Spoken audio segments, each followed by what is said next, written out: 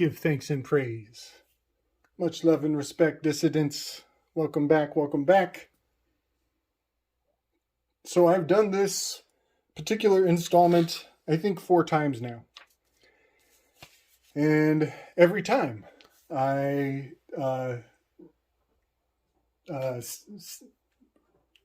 reduce it down to its more simplistic elements. Hopefully I'm getting better. But let's see how far we get this time. I did a show on Interverse Podcast with the marvelous master of ceremonies, Chance Garton, you champion. He had a glorious panel of de-occulting masters in our own right. We had Juan Ayala from the One-on-One podcast. Everybody check him out. He is an absolute rising star on my horizon. He has broadened my worldview in a most glorious way. So I highly recommend everybody check him out. Mario Garza from Symbolic Studies. Bringing it, man. Just bringing it. It was just a masterful decode that he brought to the table, having to do with the North Star, with so many aspects of the ritual, occult rituals that people still participate in under a false paradigm that it is in the name of science. But it will absolutely overlap with my work in a major way. But I don't want to give away the goods. You guys got to get over there. Jump on Rokfin for hour 2 because we take it to a whole new level on the second hour. And also, Kaylee Burkana is our astrologer, and she was bringing H.P. Lovecraft's birth chart into context and really breaking down some amazing next level indicators in this fella's alleged life path that we are told he was a part of. And I just want to give everybody much thanks and respect for that show. And I will be appreciating it and building upon it for the rest of my life. There's never enough time in a single video to say everything I want to say, but I just want to really put forward so much gratitude, so much appreciation for what everybody brought to the table. And I'm going to attempt to use what we built up on as a launching point. So anybody who hasn't seen the work that we did that night, some of this is, you're going to be missing some context, some much needed context for what we are building on, as I believe it is one of the largest spells in the history of man, pretty much the largest spell that there is.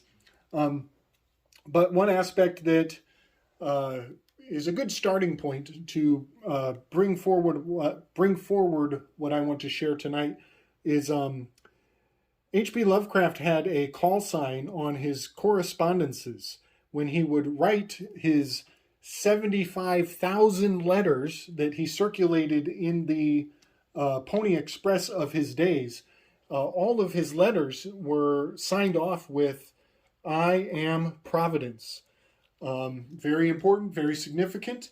Led me to look at the geographic coordinates of Providence, Rhode Island. As Rhode Island has the R to the H, I believe that these are those who are of the royal houses. R, H, negatives equal born with a silver spoon in their hand. Royal house is those who are born with the silver spoon. This is so meaningful, so very meaningful, because when I look at 417141. 417141. I see a lot of reflection. I see a whole lot of reflection. So it's 41 degrees north, 71.41 degrees west. This is very meaningful to me. 4 is an M, 1 is an A, 7 is a G. 1 could be an A. We could be talking about MAGA, but I don't want to go there. Either way, it doesn't matter. We are also talking about the Magi. 1 is an I in Roman numerals, and we will be remembering. We will be hailing back to old systems. The Magi in the 41 is a mirror reflection, hailing back to the source where we started these coordinates. But 41 stands out to me as infinitely significant because it is the center square of the magical square of the moon. And the element for the magic square of the moon is silver. Silver is reflective. Silver is a sacred element of magical systems. Very magic, the silver, the alloy of silver. And right in the description of the geographic location of Providence, Rhode Island, you will learn that it is the center of silver metallurgy for a vast majority of the silver in this country is sourced through the manufacturing industry of Rhode Island. And I just needed to put forward that the elemental symbol for silver is Ag, and its atomic number is 47. This is so very powerful, so very meaningful, as the Eye of Providence, M-A-G-I-C, the magical Eye of Providence. When you take out the seeing eye,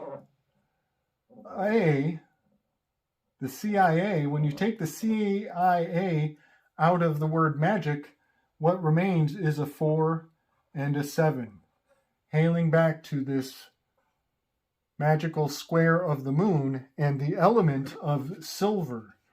And silver has been incredibly sacred in so many rituals for so many hundreds of years. We have used silver in a sacrament that many people have forgotten. If you didn't go to church, that's fine. Because the communion plate was silver. But there is another very sacred ritual that has been removed from the collective consciousness for 100 years. We have been prevented from participating in absinthe.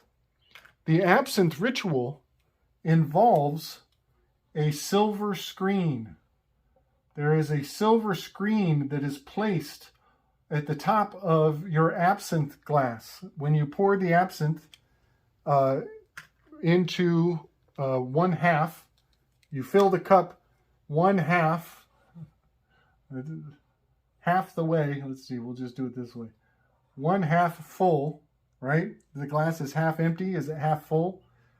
Then you include a sugar cube, a Zuckerborg. You put the sugar cube on top of the silver screen, and you pour in, you fulfill the cup.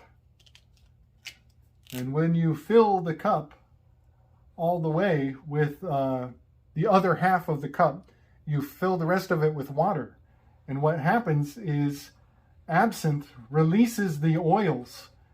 The oils are released and it becomes a nice milky, creamy green color.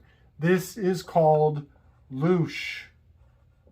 This is louching your absinthe using a silver screen and a Zuckerborg to loose your energy is a very ancient ritual hailing back to the ceremony of participating in this absinthe ritual. And one very important part of the modern equivalent of this is you go into a movie theater and you get loosed. You eat that sugar and you give up your volition, you give up your capacity, your capacitance, and you allow somebody else to make the decisions for you, and you agree to let your mind be controlled. And as a result, you become suspended in disbelief, and you go walking through the rest of your life unable to believe. It becomes habitual. You have a habit of not believing and thinking that everything around you is just fiction, and you get stuck in the curse of fiction. The curse of fiction is the two-dimensional realm. All of writing, all the spells, all of them are the two-dimensional reality. They are captured by a very powerful master of the domain.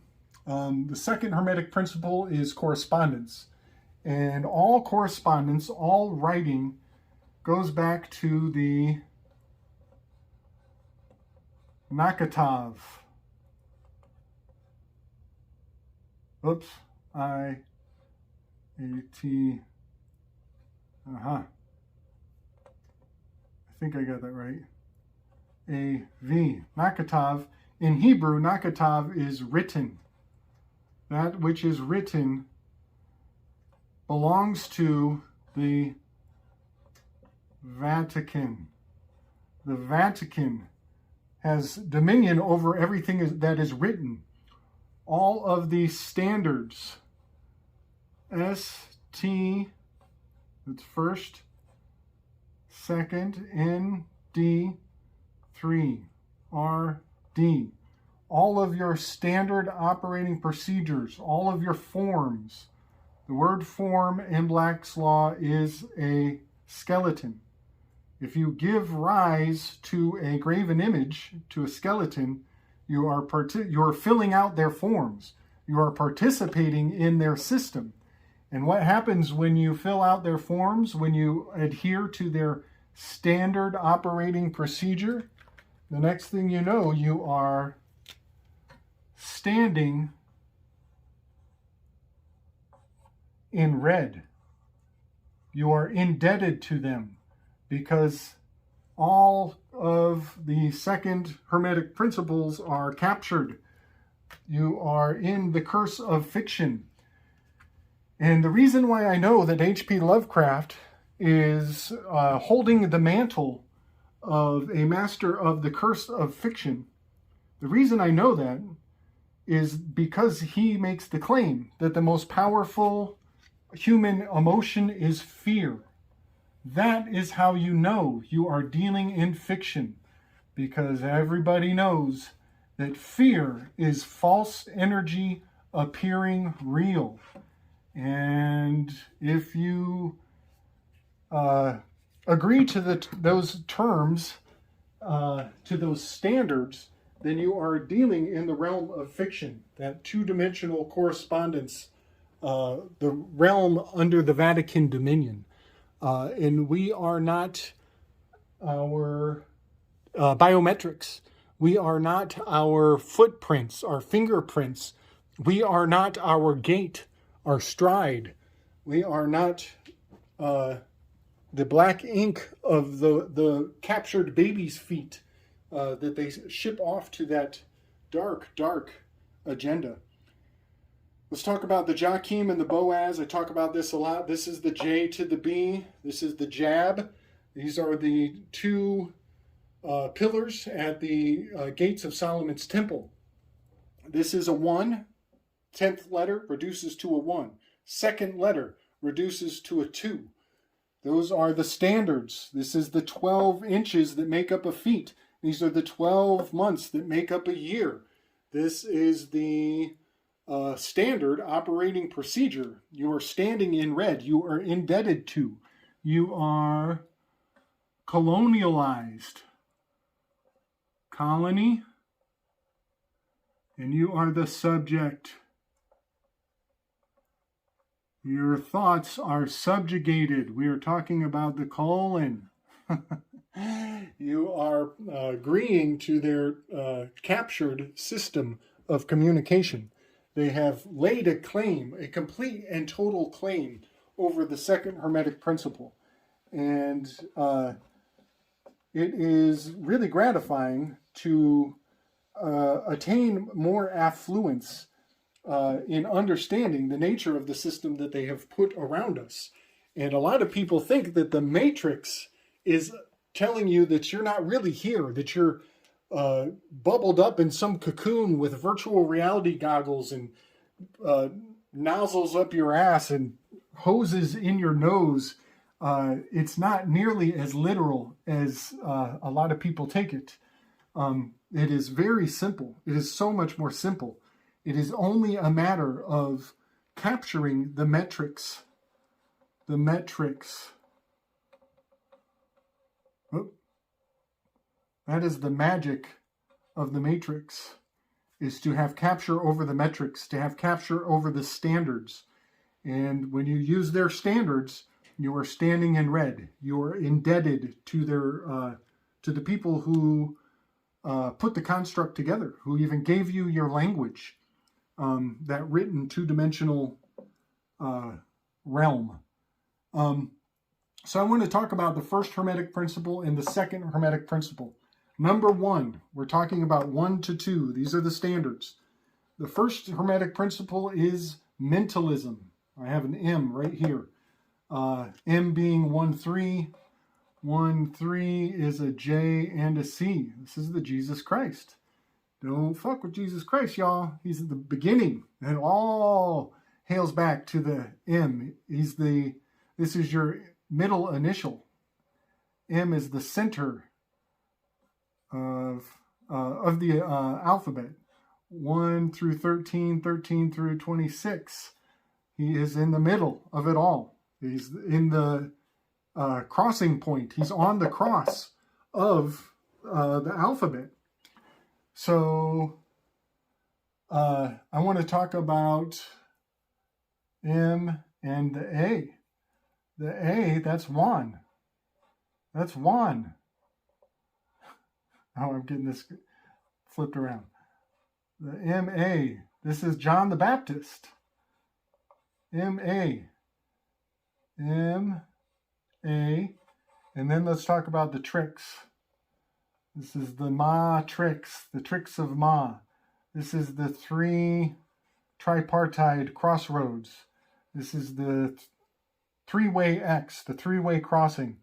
This is the sulfur, the salt, and the mercury. I've talked about this before, all hailing back to the Yod.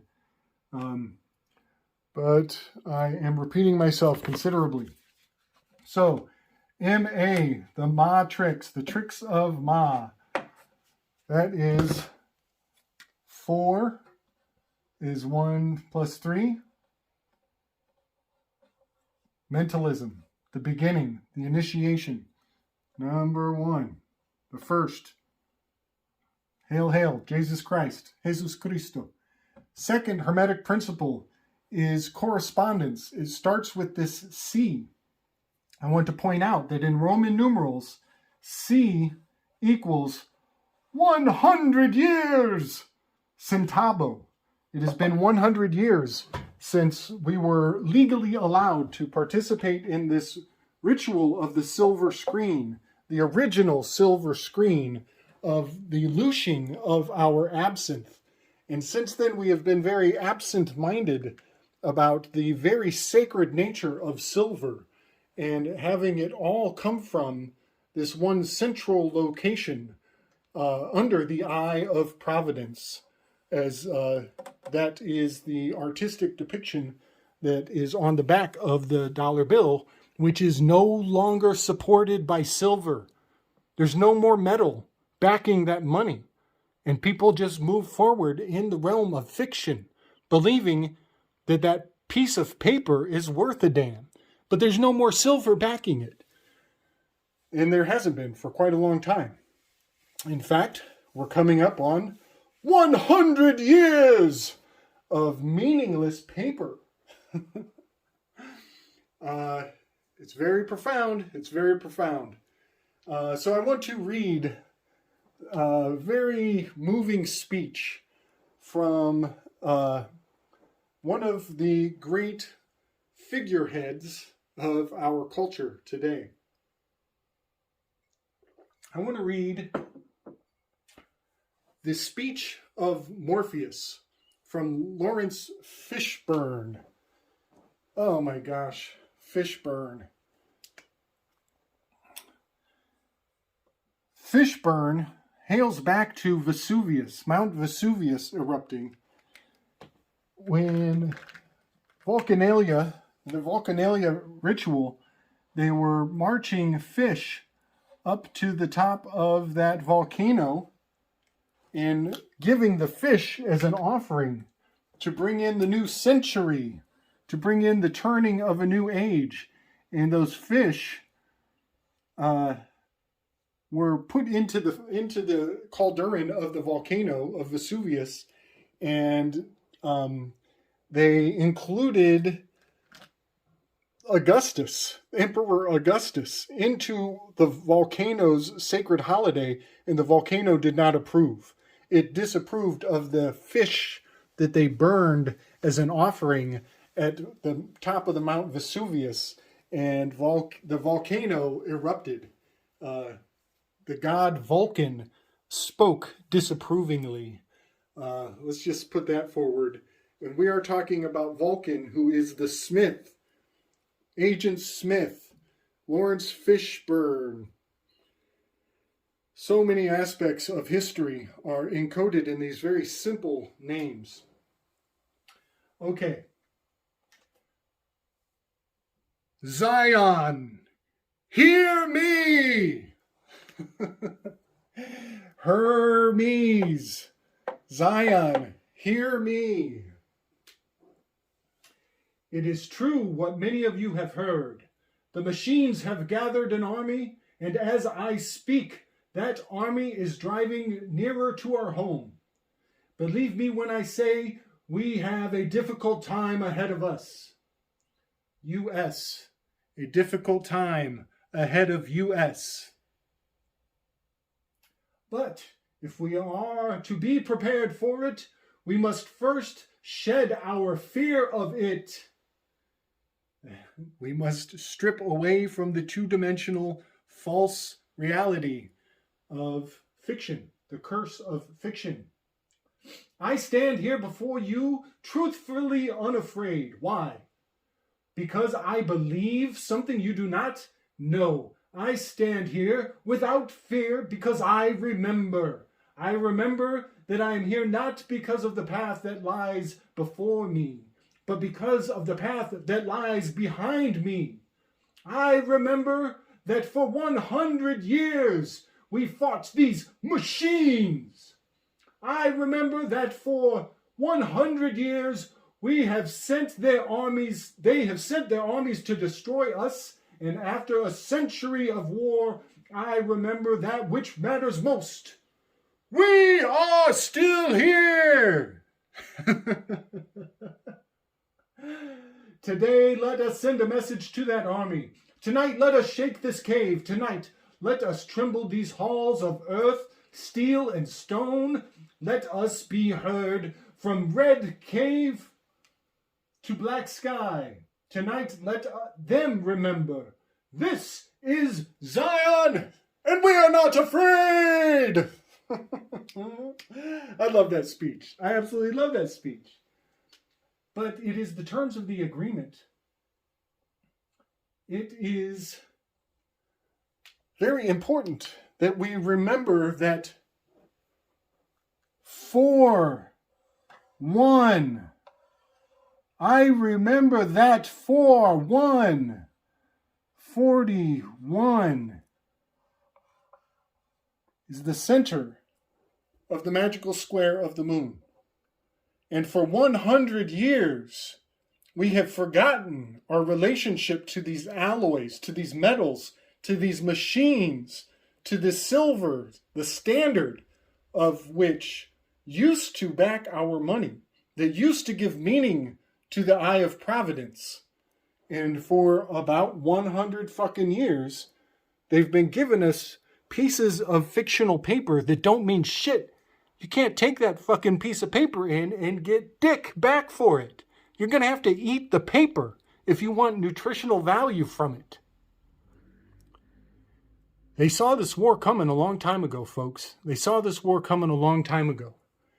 And taking us off of the silver standard, removing us from the ritual that reminds us of the value of silver, they have been looshing us without the proper implements. And the spell doesn't work anymore. There is no metal backing that spell. We are tricking ourselves. And when the masses wake up, Vesuvius is going to be fucking pissed. Yeah, the very important aspect of the terms of the agreement, they have been broken. And they've been broken by the people who drive our finance. And so it's hard to follow up Lawrence Fishburne's speech with anything more motivating than what he said. But I just want to point out that, you know, it is our symbolic literacy that will be our greatest asset going forward to break down the spell and essentially add value to our lives going forward. I truly believe that information is going to be the next asset. Those who are educators, those who can add value to other people's lives through valuable information, you know, those are the people who will be valued going forward. And for that matter, being genuine, you know, sincerity is going at a premium in this day and age. So I guess I'll just close off with that, folks. You know, be true to yourself, be genuine to those around you, and, you know, stock up your silver, stock up your metals and your alloys, your actual true abundance in this world, because the lights are about to go out. And when they go out, the civility that we were counting on in those traditions and customs that we expect people to adhere to, you know, it's going to be hell to pay. And that's all I have to say about that. I really don't know how to come second key to second fiddle to Lawrence Fishburne's speech. But I will move forward with more decodes from this. As you know, we pretty much put everything on the table that night over on Chance's channel. I hope everybody gets over there and checks us out. But from here, I'm going to go more into the gates again, the Joachim and the Boaz, and we're going to look at Louisiana a little more closely with a more fine-tooth comb and a deeper historical perspective. All right. Much love and respect, everybody. Bless our souls.